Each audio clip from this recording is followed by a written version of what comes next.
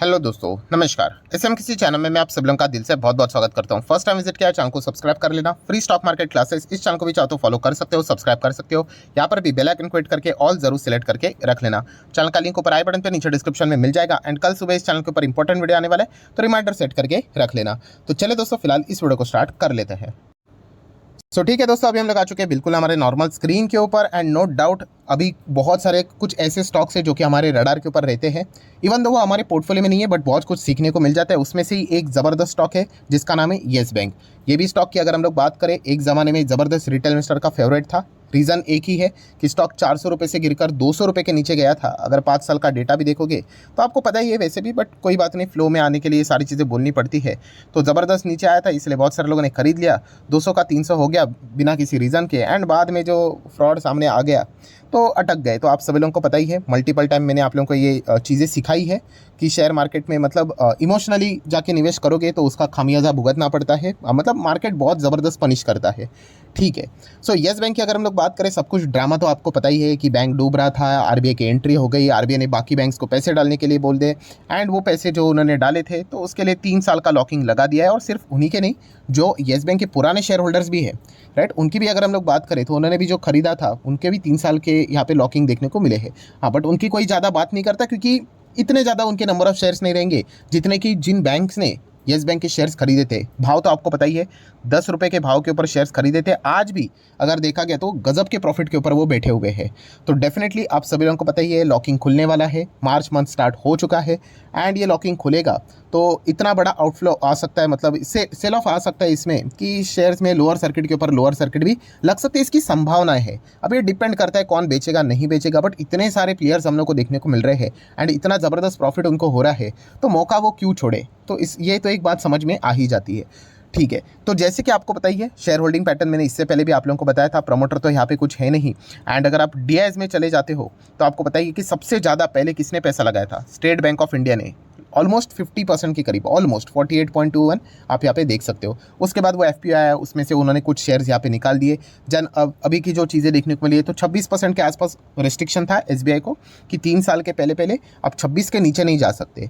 तो दोस्तों यहाँ पे और भी बहुत सारे बैंक्स ने, इंस्टीट्यूशंस ने यहाँ पे पैसे लगाए। हर किसी को पता है, एलआईसी, फेडरल बैंक आप देख सकते हो, बंधन बैंक, बहुत लंबी लिस्ट है। कोटक बैंक भी आप लोगों को देखने को मिलेगा, आईडीएफसी फर्स्ट। सो यहाँ पे देखा गया तो सबसे मेन चीज़ क्या है दोस्तों, कि state bank of India, right, ये एक सरकारी संस्था है, आपको पता है। हाँ, एलआईसी भी है, बट एसबीआई ने ही क्या किया था, सबसे ज़्यादा इनिशिएटिव लिया था, क्योंकि सरकार अगर बचाने की कोशिश करेगी तो सरकारी ही कंपनी ने इसकी शुरुआत करनी चाहिए। सो स्टेक बेचेंगे तो आपको पता ही है कि बाकी बैंक्स शायद से बेच सकते हैं, पता नहीं, बट एसबीआई बेचेगा कि नहीं, इसके ऊपर सबका फोकस है।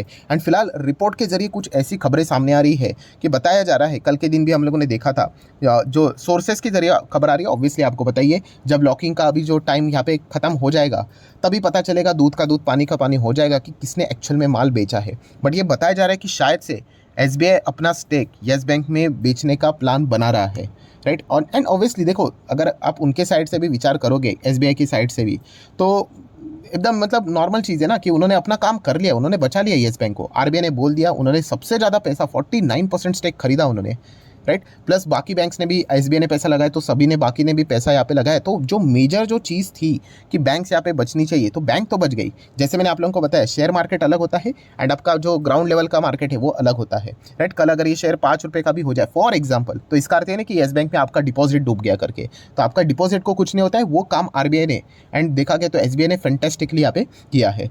सो अभी टाइम खत्म होते हुए देखने को मिल चुका है। तो ये खबर सामने आ रही है कि क्या हो सकता है कि शायद से एसबीआई भी अपना स्टेक बेच दे। एंड अगर ऐसा हुआ तो डेफिनेटली तो बाकी प्राइवेट प्लेयर्स भी यहाँ पे विचार कर सकते हैं, फिर हम लोग भी यहाँ पे स्टेक बेच देंगे करके। वैसे तो देखा गया तो बहुत सारे प्राइवेट प्लेयर्स का जो उनका डिसीजन है वो ऑलरेडी रेडी हो भी चुका होगा, वो तो सिर्फ इंतजार कर रहे हैं कि लॉकिंग हमारा कब खत्म हो जाए। सो जिसको बेचना है वो तो बेच सकते हैं। एंड जिस प्रकार से नंबर ऑफ शेयर्स देखने को मिल रहे हैं, राइट, लोअर सर्किट के चांसेस हम लोग को ईजिली देखने को यहाँ पे मिल सकते हैं, कोई छोटा मोटा अमाउंट देखने को नहीं मिल रहा है। बट सबसे इंटरेस्टिंग फैक्टर कौन सा है, यस, क्या एसबीआई अपना स्टेक यहाँ पे इसमें बेचेगा या नहीं बेचेगा, ये देखना इंटरेस्टिंग रहेगा। क्योंकि कुछ स्पोक पर्सन मतलब आप बोल सकते हैं, रिपोर्ट के जरिए ही खबरें सामने आ रही है कि उन्होंने यही बोला है कि देखिए, हम तो थोड़ी ना लाइफ टाइम येस बैंक में कोई निवेश करने के लिए हम लोग यहाँ पे आए हैं। हमारा मेन काम क्या था, इसको बचाना, तो वो तो हो चुका है।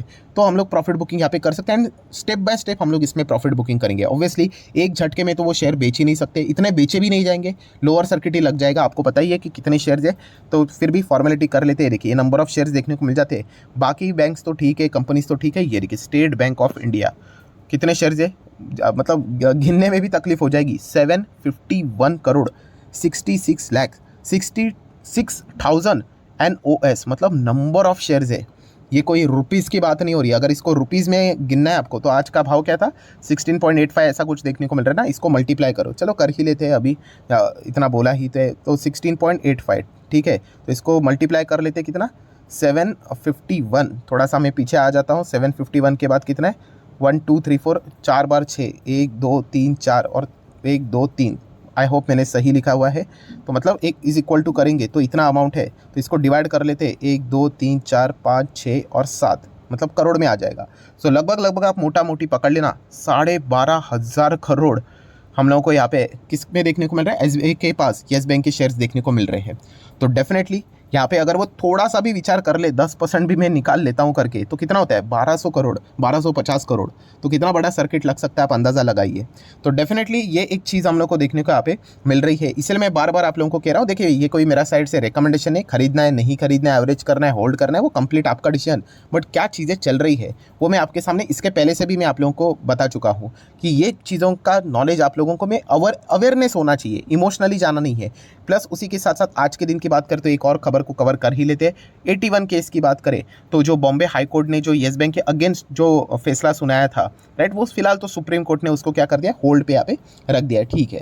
नेक्स्ट अगर हम लोग यहाँ पे बात करेंगे तो जैसे मैंने आप लोगों को कहा कि येस बैंक में अगर आप निवेश करने का विचार यहाँ पे कर रहे हो तो आपने 100 बार विचार करना चाहिए। एंड एटलीस्ट मैंने इससे रिलेटेड सेफ ऑप्शन भी आपको बताया। कौन सा सेफ ऑप्शन, कि पहले ये लॉकिंग खत्म हो जाने दो। मार्च में ही निवेश करने का कौन सा चूल मचा हुआ है, आप फंस जाओगे यहाँ पे बुरी तरीके से। एंड ऐसे भी बात नहीं है दोस्तों कि मार्च अगर खत्म हो गया, मतलब लॉकिंग वाला झमेला खत्म हो गया, अप्रैल में हम लोग निवेश कर लेते, तो ऐसा भी नहीं। वो लटकती हुई तलवार हमेशा रहेगी कि बहुत सारे बड़े बड़े प्लेयर्स के पास, राइट, जिनका एंड मेजर मकसद समझिए, ये वाला पॉइंट नोट कर लेना इसको, ये इंपॉर्टेंट पॉइंट बोल रहा हूँ कि जो बाकी के बैंक्स ने जो पैसा लगाया ना, उनको कोई इंटरेस्ट नहीं था येस बैंक में कि हम लोग ज़बरदस्त बैंक के पैसा लगाते। वो तो आरबीआई का ऑर्डर था, इसलिए करना पड़ा उनको।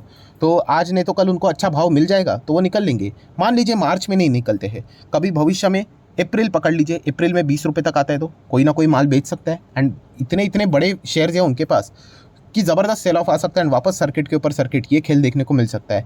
मान लीजिए मई में वापस येस बैंक रिकवर हुआ, वापस 20-25 तक आ गया, तब कोई बेच सकता है। तो ये खतरा हमेशा बना रहेगा येस बैंक के ऊपर। और ये पॉइंट मैं ऑलरेडी आप लोगों को मेंशन कर चुका था, जो मेरा दूसरा चैनल है स्टॉक मार्केट क्लासेस करके, वहाँ पर भी मैंने आपको बताया था। बहुत सारे लोग पूछ रहे थे सर क्या ये 1000 तक जाएगा, तो 1000 तक जाने के लिए पहले तो कंपनी के उतने फंडामेंटल स्ट्रांग होने चाहिए, वो अभी तक इतने हैं नहीं। पुराना केस वापस वो हम लोग को बॉन्ड का रीओपन होते हुए देखने को मिल चुका है, तो इसके चलते वापस उनके बुक्स में हम लोग को एनपीए आते हुए देखने को मिल जाए। एनपीए मतलब वो पुराना चीज़ जो था वो वापस हम लोग को देखने को यहाँ पे मिल जाएगा। सो कुल मिला के कहानी की अगर हम लोग बात करें, येस बैंक के लिए आने वाला समय बहुत ही ज़्यादा चैलेंजिंग होने वाला है, बहुत ही ज़्यादा टफ होने वाला है। एंड जो चीज़ मैंने अदानी की शेयर्स में आपको बताई है, और सिर्फ अदानी मतलब ऐसा मत पकड़ लेना सर आप अदानी को येस बैंक से कैसे कंपेयर कर रहे हो, वैसी बात नहीं। आप सिचुएशन को समझो, ये सिचुएशन कंप्लीटली अनसर्टेनिटी वाली है। आपके हाथ में कुछ है ही नहीं, ना तो हमारे हाथ में है, हमें सिर्फ देखना है कि क्या होने वाला है, राइट। जो बड़े प्लेयर्स हैं उनके हाथ में सब कुछ है। वो शेयर्स अगर होल्ड करते तो ठीक है, एंड अगर वो बेचते तो येस बैंक का वो पूरा नक्शा बदल के रख सकते हैं। इतना ज़्यादा डेंजर देखने को मिल रहा है। तो छोटा मोटा पैसा लगा लेते तो ठीक है, सीखने के लिए 100 200 1000 ठीक है, बट 10,000 20,000 50,000 लाख रुपया लगाना इतने बड़े अनसर्टेनिटी में, ये बहुत ही ज़्यादा डेंजरस बात है। और मैं इसके पहले भी आप लोगों को क्लिस्टर क्लैरिटी के साथ बोल चुका हूँ, राइट। मैं हमेशा कहता हूँ कि मैं तेज़ी देखकर मेरे डिसीजंस फैसले नहीं बदलता हूँ कि आज ये 16 है कल 26 हो जाएगा तो क्या हम लोगों ने खरीदना चाहिए। ये 26 का ही कितना भी हो जाए, जब तक कंपनी के फंडामेंटल स्ट्रांग नहीं होते हैं। फंडामेंटल मतलब आसान भाषा में मैं क्या बोलूँ, कंपनी के जो क्वार्टरली रिजल्ट है 1 2 3 4, राइट, वो कोई टाइम पास के लिए नहीं रहते हैं। ये चीज़ें बताती है कि कंपनी का बिजनेस कैसे चल रहा है।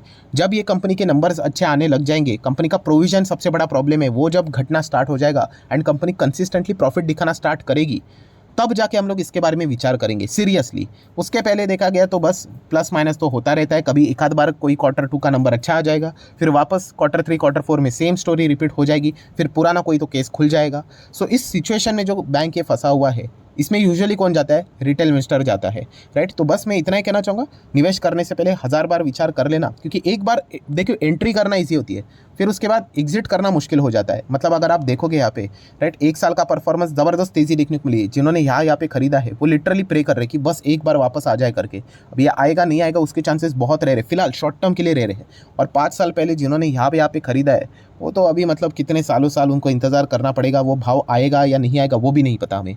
तो ये इमोशनल डिसीजन नहीं लेना है, क्योंकि अभी बहुत बड़ा खेल देखने को मिलने वाला है और ये बड़े प्लेयर्स के हम लोग को बाइंग देखने को यहाँ पे मिल चुकी है, उनको एग्जिट करना है। तो आपको पता ही है कि शेयर अभी हम लोग को पिछले 5 दिन में कैसे भागते हुए देखने को मिला था। इस प्रकार की चीज़ें अभी हम लोग को लॉकिंग खुलने से पहले जस्ट हम लोग को ये देखने को यहाँ पे मिल सकती है। सो इमोशनल होने वाले वो लोग क्या करेंगे, जाके खरीद लेंगे। उनको लगेगा अरे 16 का 17 हो गया, 20 हो गया, 25 हो गया, 30 हो गया, अरे मौका ना चला जाए 100 हो जाएगा, खरीद लेंगे और फिर जो सेल ऑफ आएगा फिनिश। सो ये बिल्कुल भी गलती नहीं करनी है। बाकी फाइनल डिसीजन आपका, जितना हो सके मैंने वार्निंग तो आप लोगों को यहाँ पे देखे रखी हुई है। ज़बरदस्त खेल आप लोगों को येस बैंक में भी, मतलब बहुत सारी चीज़ें सीखने को मिलने वाली है। और इतनी सारी चीज़ें मैं बोल दी, उसमें एक पॉइंट तो रह गया कि जो मैंने आप लोगों को बताया कि 12,500 करोड़ का जो बताया कि इतना पैसा लगा, वो तो सिर्फ एसबीआई की बात की मैंने। बाकी प्लेयर्स को तो मैंने काउंट भी नहीं किया, वही जितने भी प्लेयर्स देखने को मिल रहे हैं। तो आप अंदाज़ा लगाओ कि कितना ज़बरदस्त सेल ऑफ का खतरा इधर बना हुआ है।